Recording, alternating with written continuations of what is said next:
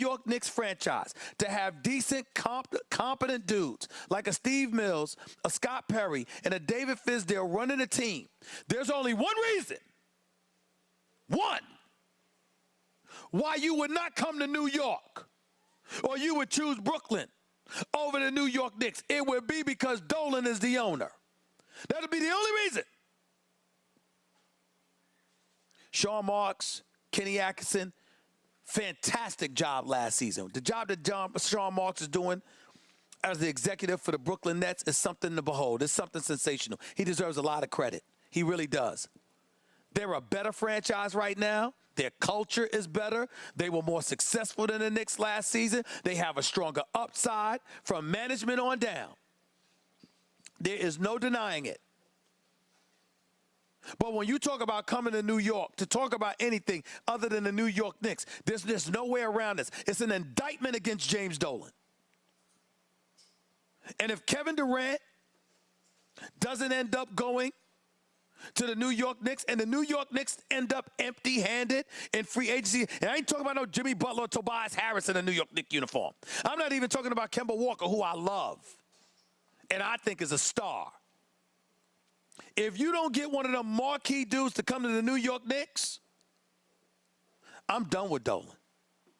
I've given up all hope because you'll never have a better chance than this. With all of these marquee free agents, I don't want to hear about DeMarcus Cousins. I don't want to hear about Jimmy Butler. To a lesser degree, I don't want to hear about Kemba Walker. I'm talking about Kevin Durant, Kyrie Irving, Kawhi Leonard, or a trade for Anthony Davis. You don't get one of those four, if not two of them, I'm done. I've given up on Dolan. And I'm going to be the first one with my bullhorn yelling that he sell a team. Because clearly you're not going to go anywhere with him as your owner. Because that's who they're bringing up. Nobody has had a negative word to say about Steve Mills. Nobody has had a negative word to say about Scott Perry. Nobody has had a negative word to say about David Fizdale. Every time you hear a critique about the New York Knicks, you hear about the culture, the business end of Madison Square Garden descending its strong, long tentacles down upon the New York Knicks basketball franchise, contaminating it beyond repair, and that has James Dolan written all over it in the eyes of the public. It doesn't matter at this point what the truth is or what is false. The perception is James Dolan is a nightmare. And if that does not change, and Kevin Durant ends up not coming to the New York Knicks, as he's purportedly told them or promised them he would. If that changes, James Dolan's mystique is written all over it. And if that is the reality, I ain't letting it go. I'm not letting it go. I'm telling you that right now. Enough's enough.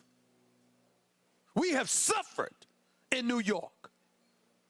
No, of course we haven't had a title since 1973. But damn it, when Dave Checkers was there and Ernie Grunfeld was his general manager and Pat Riley and Jeff Van Gundy and these boys were their coach. Before that, the Rick Pitino's of the world and others. Guess what? They were competitive. They were climbing in a Patrick Ewing era that went from 85 to about 99. You know what? It was there.